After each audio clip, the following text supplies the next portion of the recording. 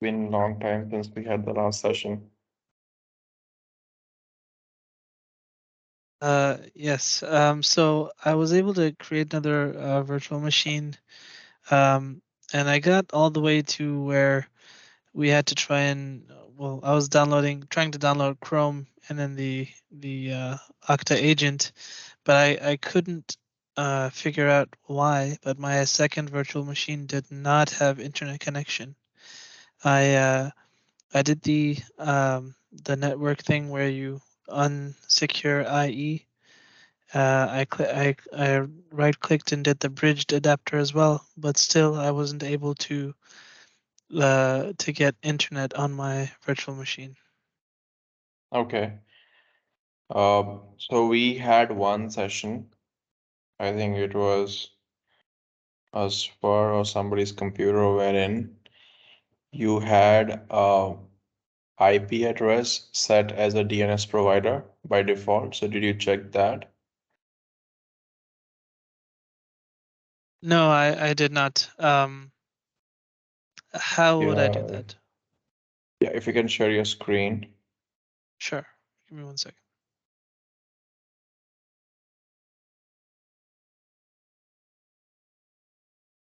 And you see it? Yeah. Let me. Do I need to turn on the virtual machine or do I need to work on the computer first? No, you can switch on the virtual machine.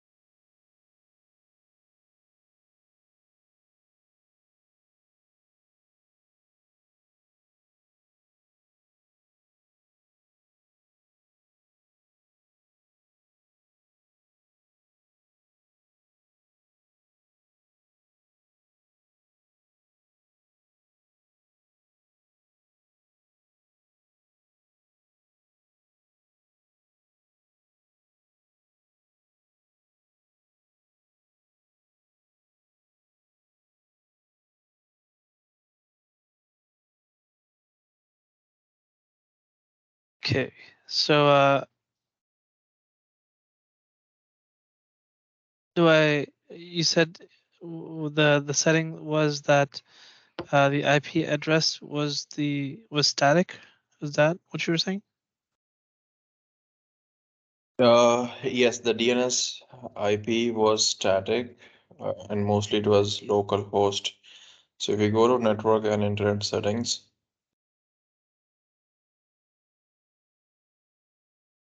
and if you click on change adapter options, Change adapter options. Okay. yes, it's at the bottom here. Okay. I So think last this was also looked at. I'm seeing this with Windows 19. Can you click on start menu? And if you type NCPA, Nancy, Charlie, Papa, Alpha dot CPL, yeah, enter, Sure, it doesn't do anything. I press think enter. I think Yeah. last time you went to run and then did this run and then NCPA CPL. Yeah, you can try that as well. It should be doing the same thing. Yeah, I'm No, you clicking have to enter. It's just not look doing for it. run. You have to just Oh, look for run first. Can you close the network sharing center which is open before first? Maybe that, yeah. Now you can try run and NCPL or CPL. CPA.cpl. Yeah. Yeah, right click on Ethernet 2, please, and properties. So we'll go to Internet Protocol version 4. You can double click on that. Yeah, you have the same. So you have to select DNS server automatically. So by default, it is using the server itself as a DNS server. So the role of a DNS server is to translate an IP address into a domain and vice versa. So when you type google.com or anything, it has to fetch the IP address. If the server itself is a DNS server, which is not connected to an internet source, how would it be able to fetch? So we have to obtain directly from your internet service provider. So we have to click on automatically and OK. I see. And OK again. So that should enable your internet access. Just if I may. Yeah, sure.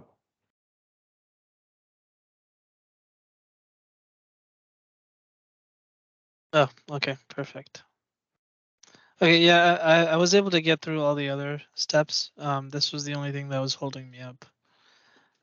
Thank you very much. I appreciate it. No problem. So if I remember correctly, the last session, we were able to map the attributes and we looked into how to import the users from Active Directory, correct? Yes, correct. And there was also one question from someone, how can we automate this process instead of manually going ahead and importing the users again and again? How can we schedule this? So we also looked at that setting of scheduling user imports, correct?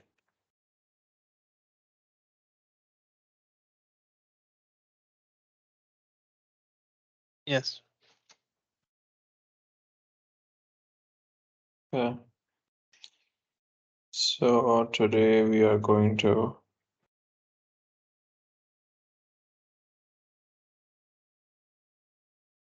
Did I also show you the, okay, I think I gave you an assignment to find the difference between an Okta user and an AD user.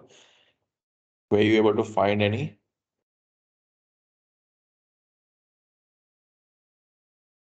I believe we went over that in class, and you pointed out that that we were able to edit the attributes for the Okta users, but we weren't able to use edit the attributes of the AD users because they must be changed in AD. Correct. So I think, okay, so we have already looked into that, right? And if you see at the user, it will tell you whether this user is sourced by Active Directory or it is created in Okta. So if it's Okta, it will not have any source present mentioned here. But if it's sourced from some other directory services like Active Directory is one, for example, it will show that profile is sourced by Active Directory. And this Active Directory should also now appear in the profile source. The assignment which was given to you was to create another Active Directory and add it to your Okta. So if you have done it, any one of you, do you see two Active Directory in your directory profile sources?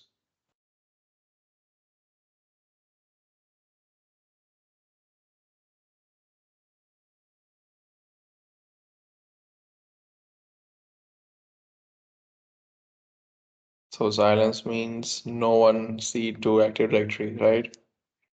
I I'm was looking. unable to. I was unable I'm- to finish because I couldn't get internet. I wasn't Yeah. able to finish for the same reason. Okay. Anybody else? I'm trying to look.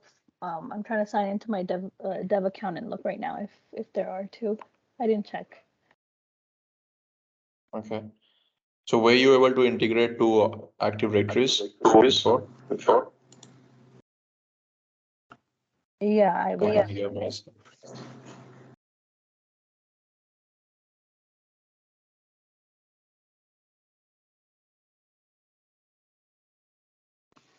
No, I only see one. Okay. I'm assuming Can because you? it's the same account that's used for both of them. Oh.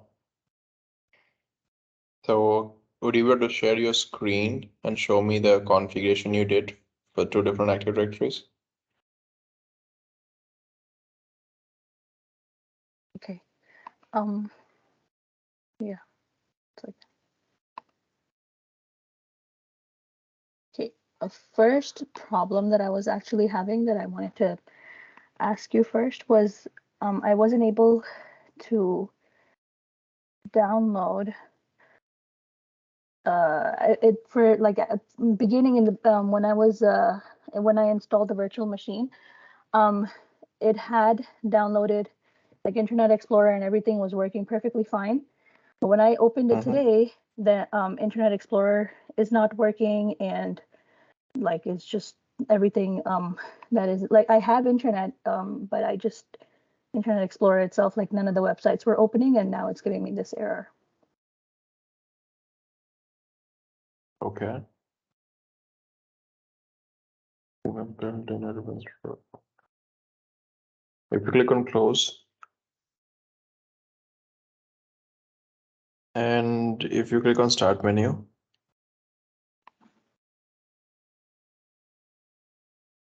can you launch Active Directory?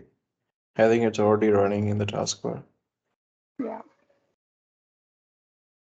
Sorry. Over here, this one. Yeah, all of Okay. that information just went away that I had installed. Okay, can you go to your users?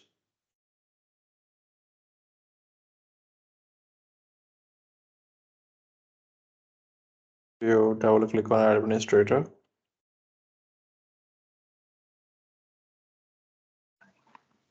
Double click. The mouse on this No. thing is okay. And if you go to member of, Uh, it's the third row, oh, first first, item. so, yeah.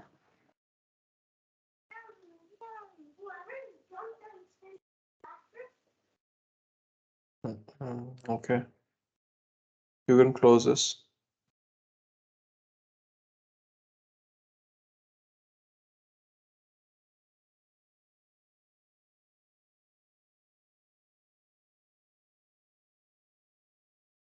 If you go to um, start menu again,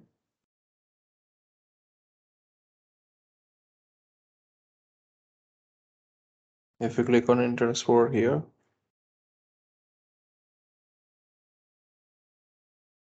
this app cannot be opened using built-in administrator account.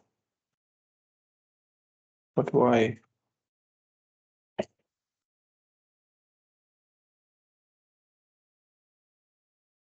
You have to look for this error. This is interesting. Yeah, this just started. It wasn't giving it before.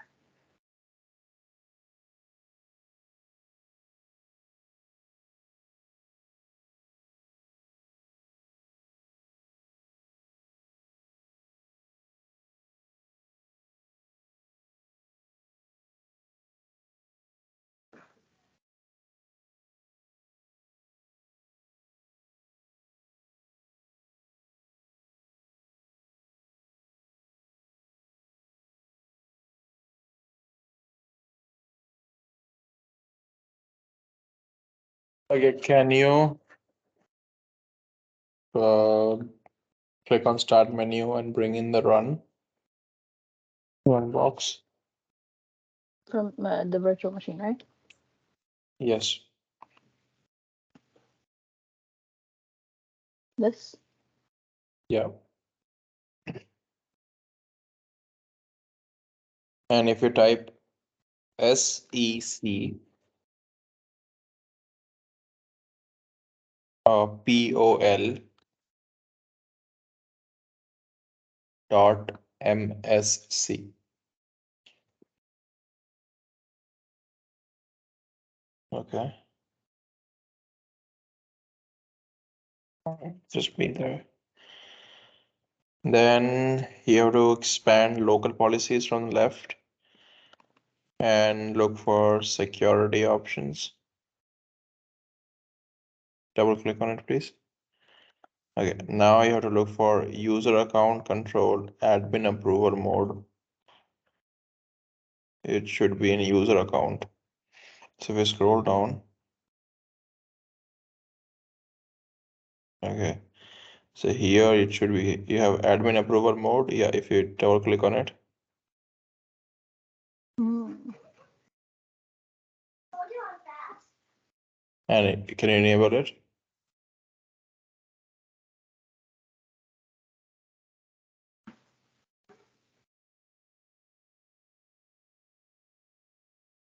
And can you try now?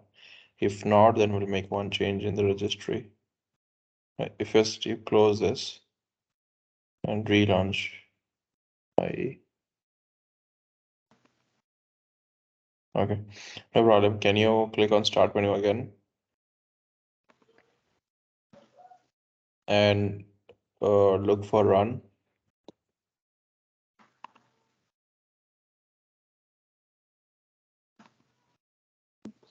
Yeah. And can you type reg, REG, edit, enter?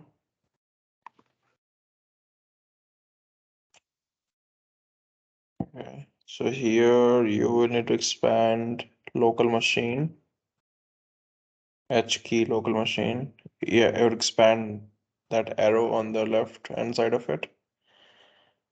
Okay, then you go to software, Microsoft. If you expand Microsoft,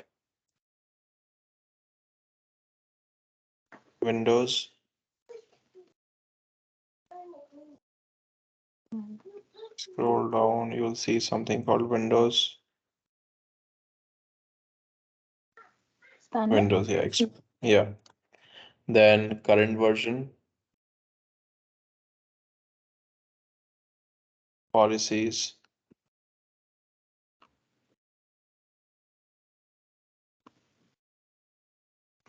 Then under policies, you have system, expand system. Then UIPI, click on UIPI. You have to click on UIPI. Okay, double click on default on the right hand side. Default. No, no, Oh, this one. yeah, double click on it, please. And the value you have to set is 0x. Then hold on. 1, 2, 3.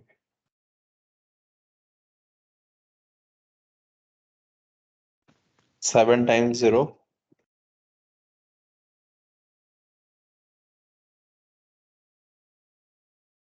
1. Then 1 in bracket again. Okay. And reboot your machine. Reboot the machine. Yep.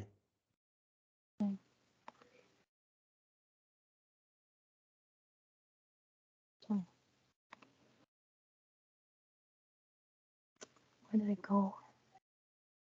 You need to click on start menu and All right. restart. Right.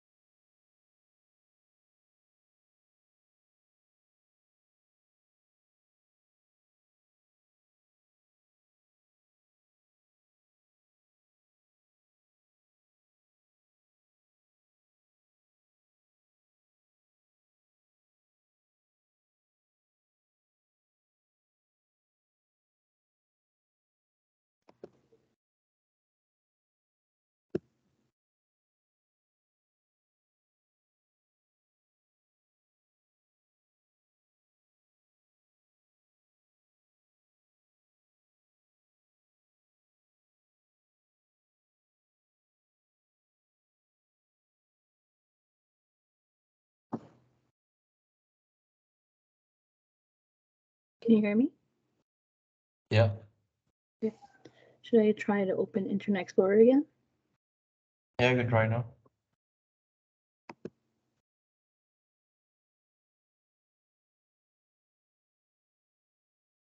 It works.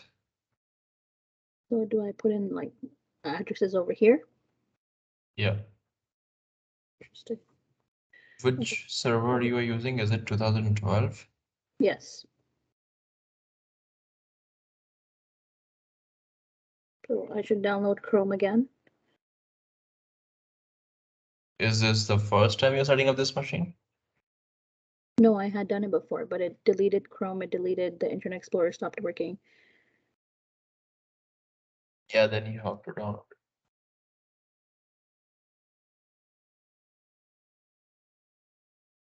Sorry, I didn't download Chrome on this one. Completely forgot. I was working on the Internet Explorer itself. Okay.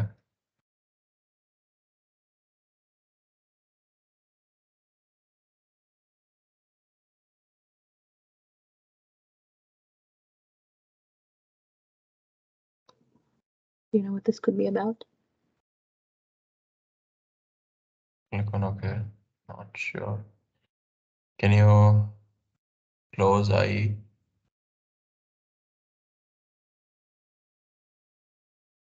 I don't know. Close it. Come back.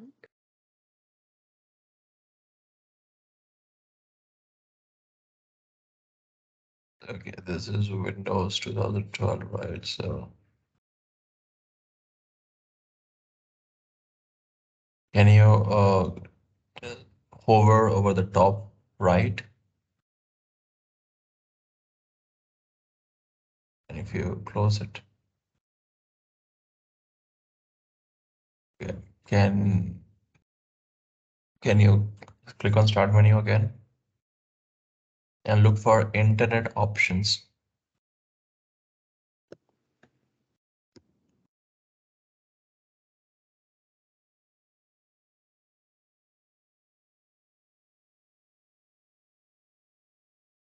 And if you go to security,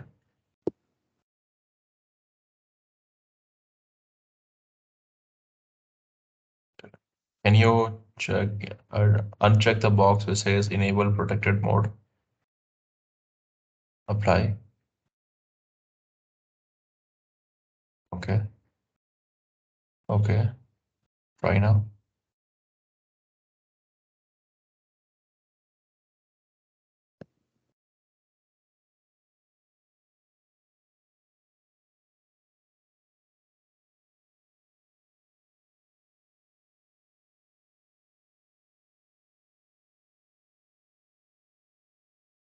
Do the same one again.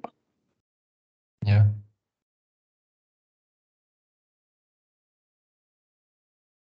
I mean, it says the enhanced security is enabled. Wouldn't we have to disable that first? Yeah, we have to go to server manager. Close this again and go to server manager. Sorry. Over here. You are in the server manager. If you click on local server, local server on the left. Yeah. Now, if you scroll a little bit to the right,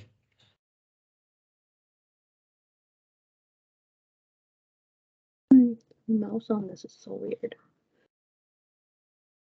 yeah. If you click on IE enhanced security configuration, which is set to on, let's just switch it off both for admin and users.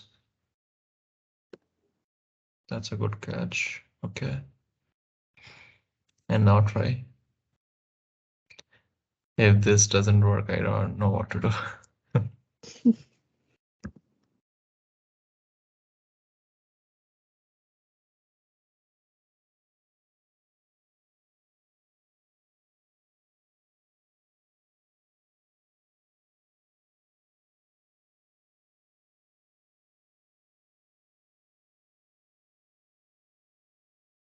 Yeah.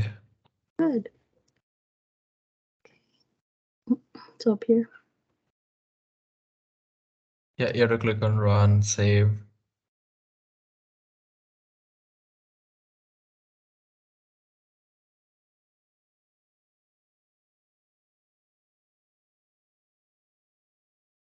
Oh, I've been on this for almost an hour and it wasn't working. Nothing was working.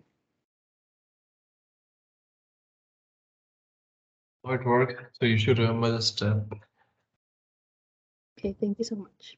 That's how I feel about my VM issue.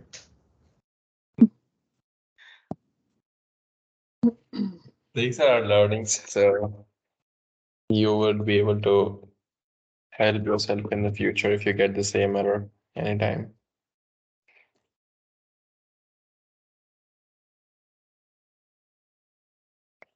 So nobody has two profile sources so far.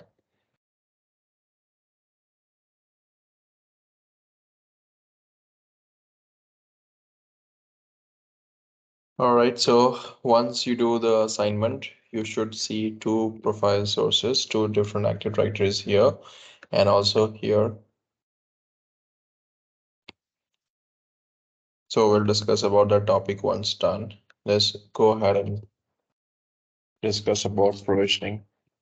So in our last session, we did the import of users. We saw that once we click on import and we click on incremental import or full import, whatever it is, we see a list of users here if there are any new users who doesn't exist in our Okta.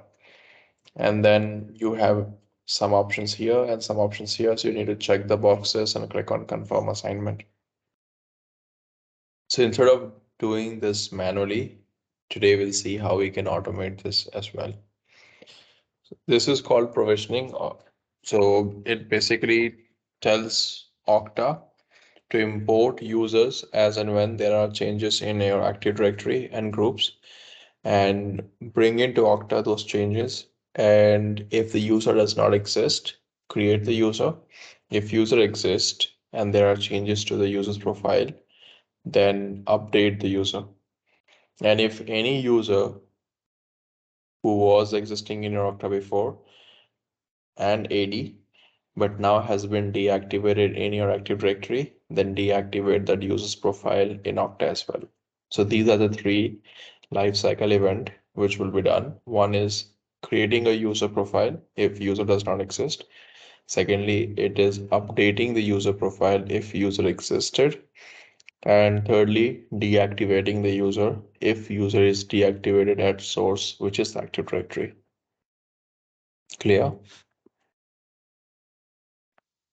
Yes. Yes.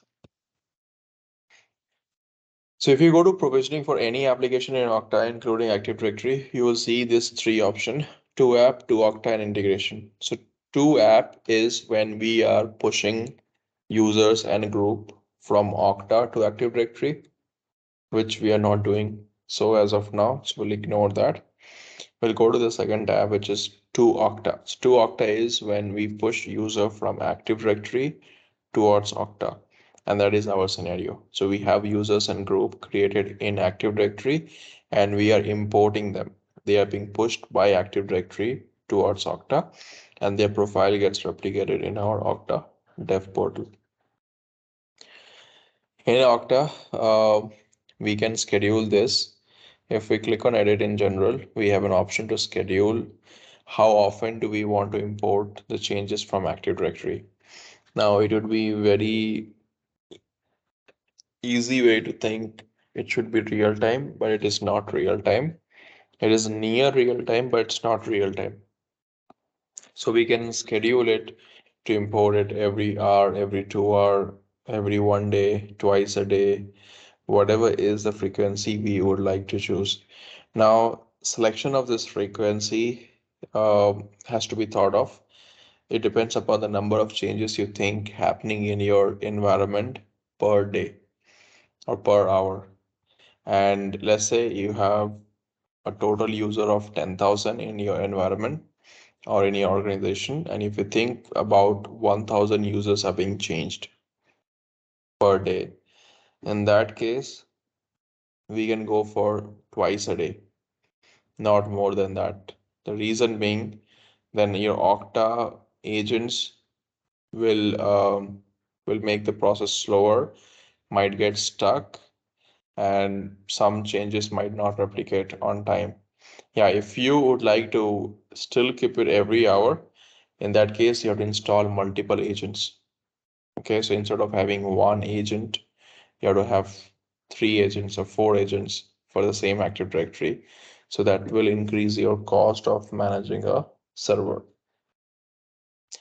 Ideally, those changes are not needed that fast. Or if it's needed, we can still go ahead and manually click on import and bring out these changes in real time. Otherwise, if we want to schedule, we keep it every 6 hours, every 12 hours, depending upon the user base we have. So you have to make that decision. Let's say we have a user base of 10,000, so we go for every 6 hour. So every 6 hours, Okta will try to read the changes which has been done and would import that change, whether it's a user creation, user updation, or a group creation, group got updated, whatever, it will be replicated in Okta. Okta username format is something which we decided during the during the Active Directory integration, that we want to use SAM account name or UPN or whatever as a username, and that same value would be applied. So we will not make any changes to Okta username format. Update application username on create and update. So that means when a user is imported from Okta, and if that user is not existing in Okta, then the username would be created for that user based on whatever value you have selected during the direct integration. If it was SAM account name or UPN, Okta user will have that as a username. Similarly, if a user is updated in Active Directory and the user was existing in Okta, then the username will also get updated based on the value selected. But if it was only create, then if your username changed in AD later on, your changes would not have reflected in Okta. So you will see for few of the applications when we do the provisioning, it will be create only. That means after on, if you change the username value in that application, the changes would not be reflected in Okta for the username attribute. For other changes would be reflected. So username would become a constant value in Okta. For AD, it has both create and update. That means you can change the username of a user at any point of time. JIT provisioning. Have you heard this term JIT anytime before? Or JIT? Yes, we on the self-paced course that we did before. Mm-hmm. So It's what have you understood of JIT?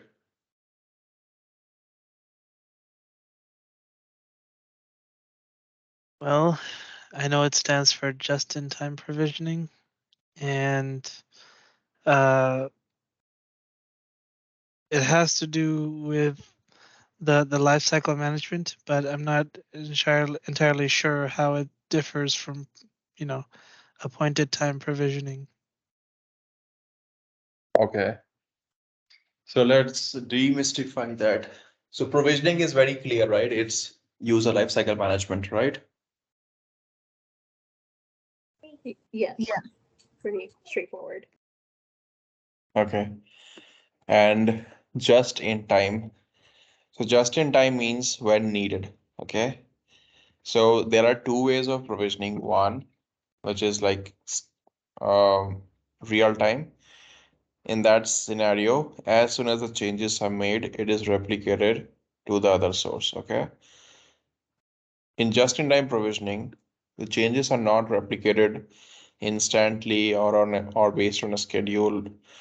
Rather, when a user is trying to, let's say a user account has to be created in Okta.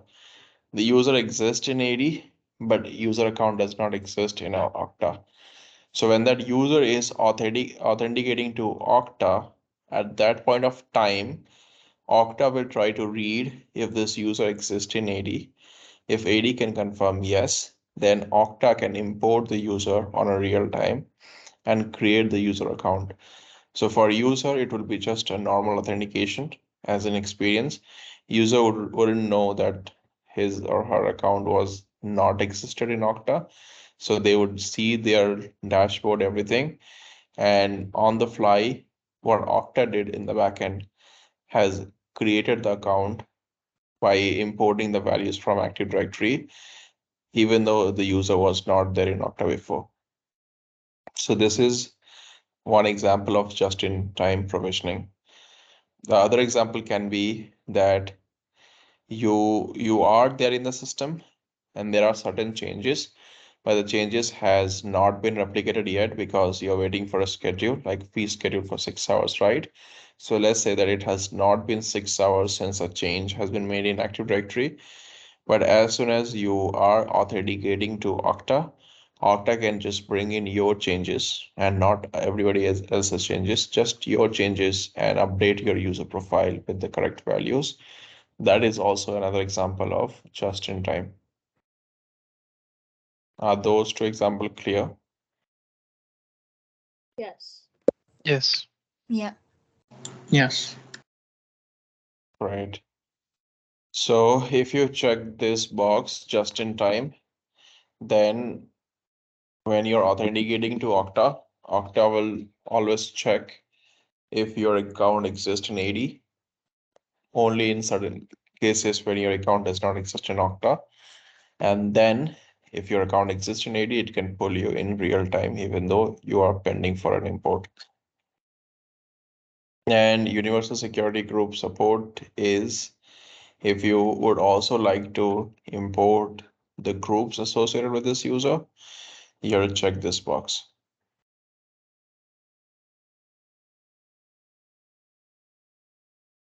Do not import users. And if you select this box, then Okta will not import user. It will only import groups from your Active Directory. So we will not select this box because we want both users and groups to be imported. Activation emails. So let's say that when a user is created in Active Directory, you have a process of manually sending an email to the user or manager with the credentials which you have set up for this user so that user can change the password or activate his account. In that scenario, we do not need to send another activation email from Okta when the account is imported into Okta. Basically, by default, when you create a user account in Okta, user goes to pending user action and an activation email is sent to the user for activation. Similarly, when a user account is imported from Active Directory, similar activation email is sent from Okta as well. But if you already sent it from AD or from manual process, we don't want to confuse user by sending another activation email. So in those scenario, you can check this box, don't send new user activation email for this domain. In that case, Okta is trusting you that you will have some other offline process or any other process apart from Okta to send an activation email, and Okta will just ignore sending an activation email for those users. Finally, you can click on save if you're happy with the configuration you have done in the general. Now we will move towards user creation and matching. Do you have any question in general?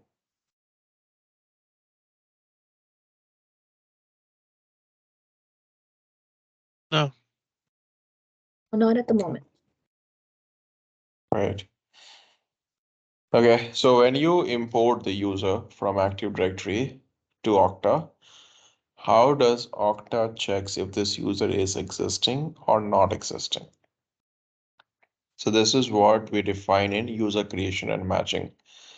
So there is a term here called exact match. So it says imported user is an exact match to Okta. So exact match means if users, one of the attribute matches with AD's attribute, and we can define the attribute here. So currently Okta username format matches is the one which is selected by default. So that means if the username which you have given in AD matches with the username we have for the same user in Okta, then it is considered as an existing user or exact match.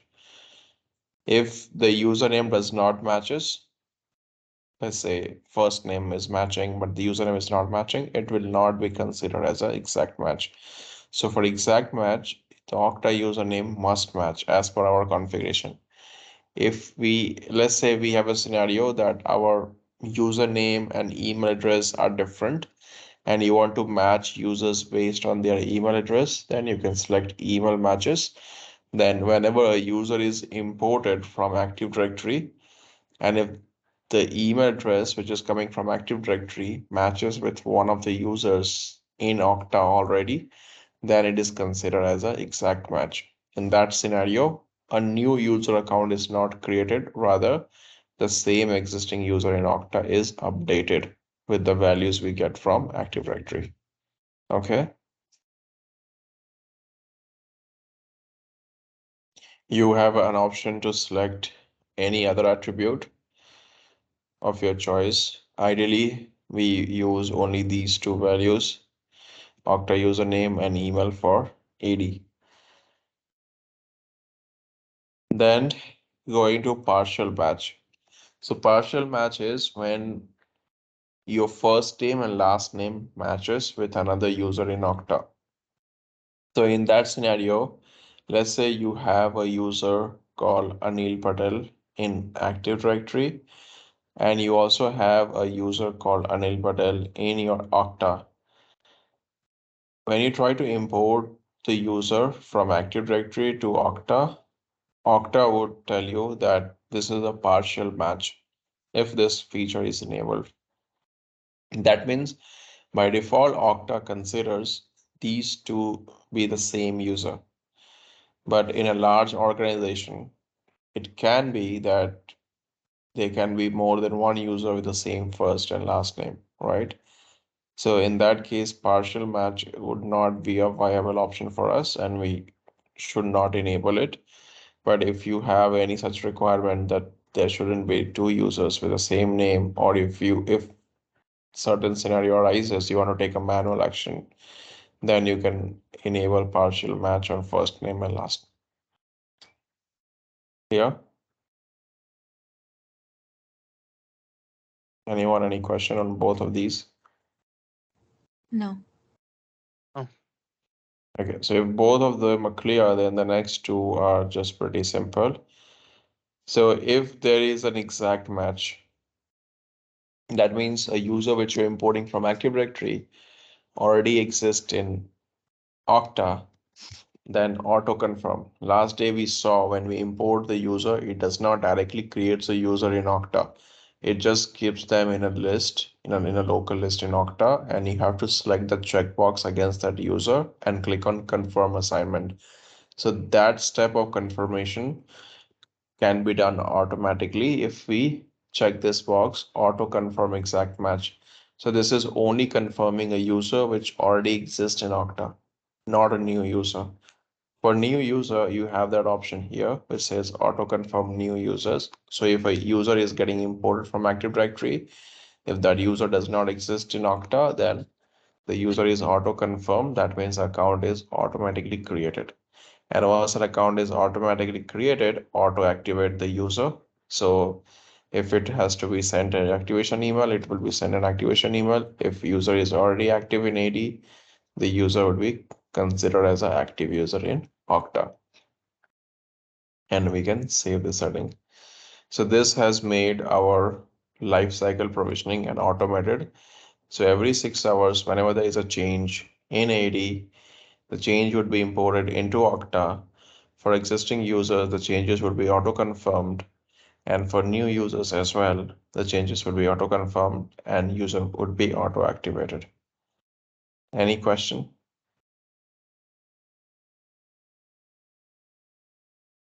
No, not yet. No. Okay.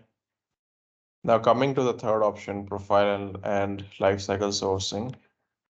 So this option, which is already checked, pre-checked for you, it says allow Active Directory to source Okta user. So it is telling Okta that any user which belongs to Active Directory is imported into Okta, Active Directory will be the master of that user. That means any changes to their profile attribute would be controlled by Active Directory and not by Okta. Okay, so we are allowing Active Directory to be a profile source for Okta.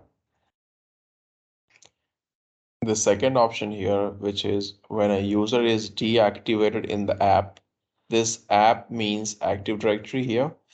So when a user is deactivated in the Active Directory, what action do you want to take?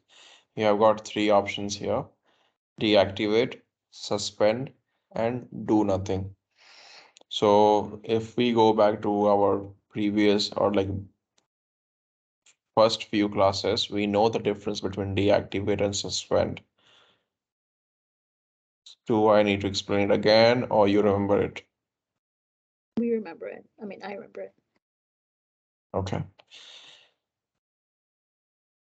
Let me know if anybody need an explanation on both of these, but it's pretty simple. It's one of the user state. So it's the question is if a user is deactivated in Active Directory, what action do you want to take? Do you want to deactivate that user in Okta, suspend the user in Okta, or the last option is do nothing, take no action. So if we would ideally deactivate the same user in Active Directory in Okta as well, because that user got deactivated at source, which is Active Directory. So we select deactivate option. Then when a user is reactivated in the app, we would select reactivate deactivated Okta users. This option is not helpful if we select this now, because ideally we are not suspending any users when they are getting deactivated in AD. But let's say you have manually suspended someone, then it would be helpful. So you can check both of these boxes regardless of whatever you select here. And you can click on save. And when are we reactivating the deactivated user? When the same user, which was deactivated earlier, gets reactivated in Active Directory. So let's say somebody left the company. So we deactivated the user, but after a few days or few months, they decided to join back. And in every organization, we retain the account for at least 90 days at minimum. So we don't delete it, we just deactivate the account. And if user joins back within 90 days, we activate the same old account. So in that scenario, the user would also get reactivated in Okta. Then import safeguard. It should be enabled in your Active Directory as well. And by default, 20% is a threshold. That means if you have any AD group assigned to an app, and if that AD group loses 20% of the members at once, then Okta will stop any further imports. Because in that case, why is that? Because that AD group is assigned to an application. So when you assign a group or a user to an application, the user gets to see that application on their dashboard, right? This is called as app assignment. So when the users are removed from the group, basically they are losing those apps from their dashboard. So Okta thinks if at 20% users are losing that at once, something might have occurred in error and it's not usual behavior. So it will stop any further import and you will have an action to take. If you think it's okay, then you will have an option to click on continue. Or if you think it's not okay and you want to investigate, then you can go through the logs and you can investigate why it happened and who made it happen. That's a different discussion, but this is a threshold as a security feature imposed by Okta. So if you have any AD group which is assigned to an app, and if it loses 20% of its member at once, then Okta will trigger the safeguard and stop any further imports until you as an administrator take some action. Okay.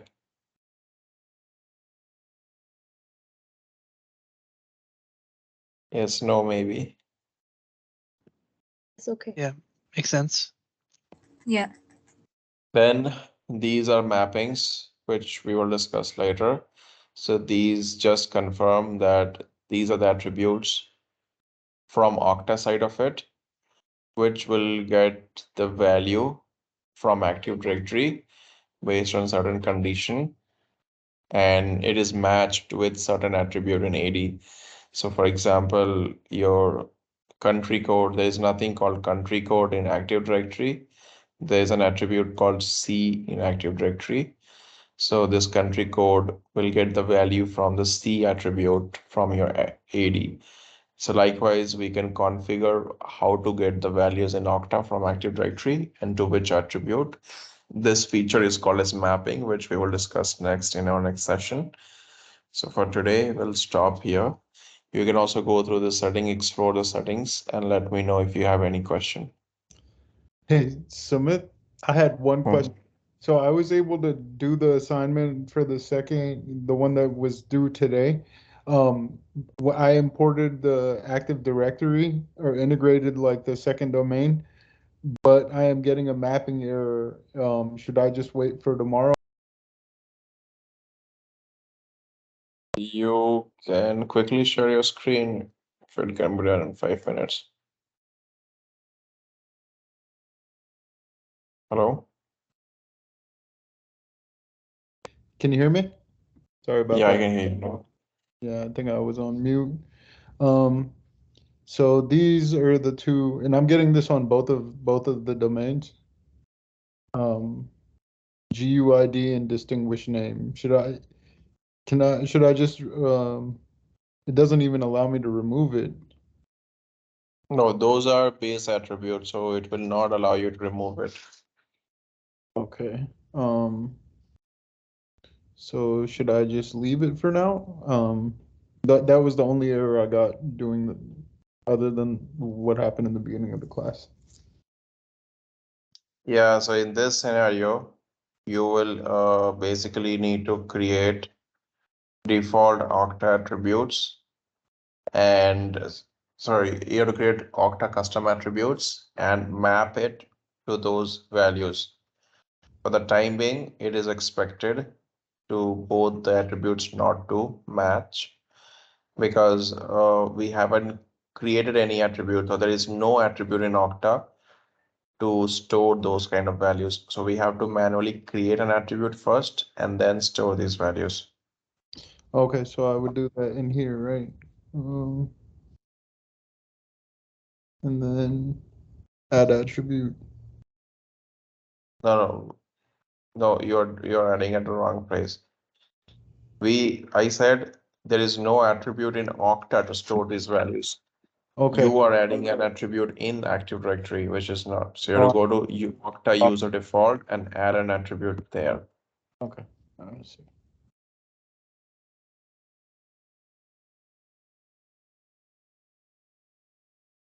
Yes, here you need to click on add an attribute and map it with the distinguished name or object grid. Okay, so I'll just do object dot GUID. Oh,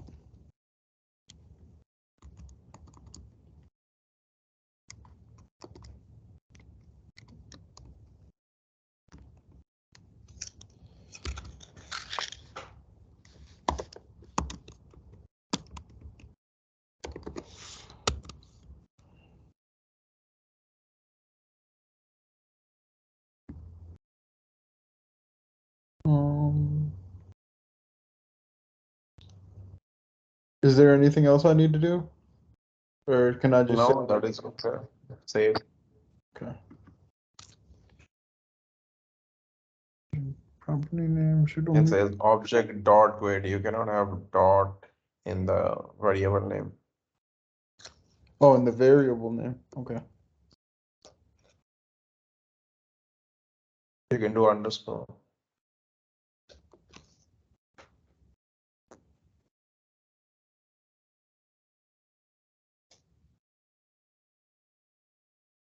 Okay. So you created this attribute. Now, if you go back to profile editor,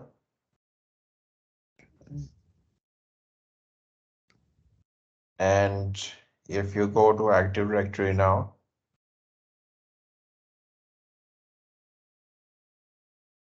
and if you click on mappings,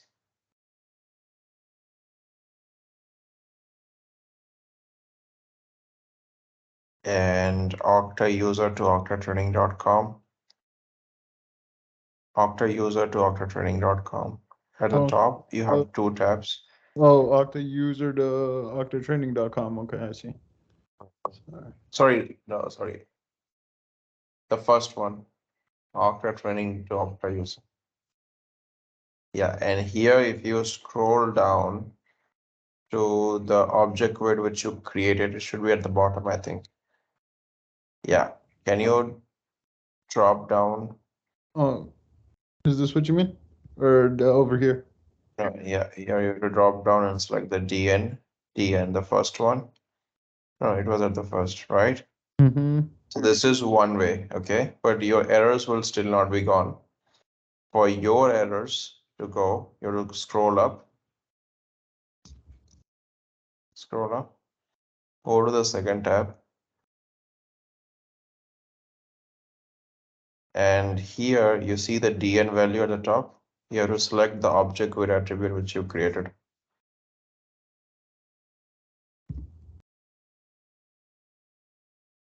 Yeah. So what did? You defined how to store the AD's DN value in Okta, and And you're defining how to store or pass the DN value to AD from Okta if we have that provisioning enabled. Okay.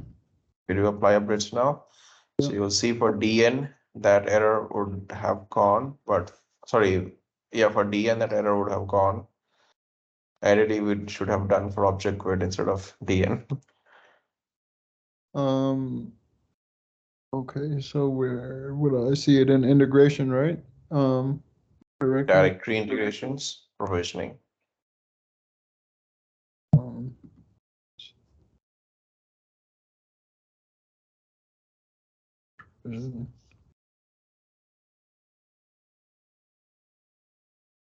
okay, yeah, distinguished name is gone. I should have done it for here. I'll fix that. But I appreciate Sure. it. Thank you so much. No problem. All right, guys, then thank you for joining. We'll again connect tomorrow and we'll take it from there. Okay, thank you so much, Sumit.